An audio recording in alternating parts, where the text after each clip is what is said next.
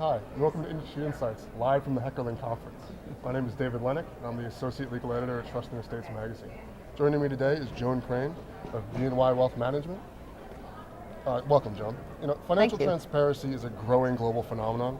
What are some things that people should be aware of? They may have reporting and tax obligations based on these new requirements, and they may miss them. What should they know? Yeah, first of all, to set the stage, because there's a lot of misunderstanding in this, this global transparency is not something unique to the United States or not a witch hunt by the IRS specifically. It's a global phenomenon. All the developed countries and even some of the lesser ones are jumping on the bandwagon with a dual purpose. First, it started with anti-money laundering, and now it's anti-tax evasion. So it's going on everywhere, but specifically for Americans and people living in the U.S. or people that have any U.S. assets. There's a lot of hidden reporting. And the first thing starts is people don't think it applies to them.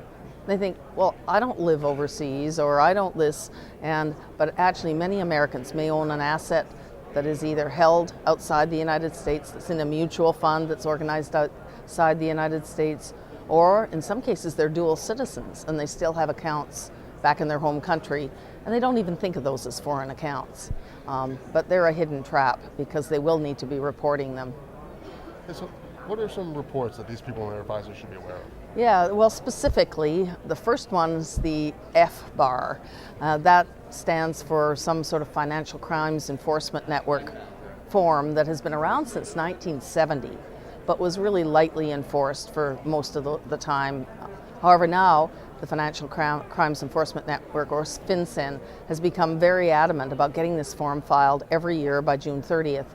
And it applies to anybody that has $10,000 or more in assets that aren't in the United States. And that could include even just signing authority over an account that's beyond the United States. And where this comes in, and I've found with our clients, is when you've got a family office and you might have a CEO of the family office, they'll often have signing authority over the family's accounts, and quite often they'll be invested globally. And so these people now are responsible personally for filing this FBAR form. You just mentioned a bunch of deadlines. What can people do if they missed any of these deadlines? Well, there's a couple of openings here. First of all, the IRS and the U.S. Treasury has the Offshore Voluntary Disclosure Program, which has been around in various iterations for a few years.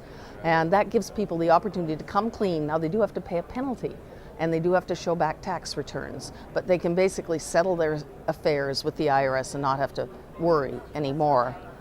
Other Americans are thinking, well, maybe I'll just expatriate. That's sort of the buzzword of the day.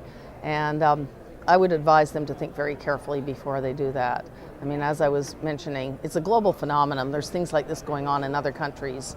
And there's also very strict restrictions on expatriation, like an exit tax, and restrictions on how much you can come back to the U.S. after you've done it.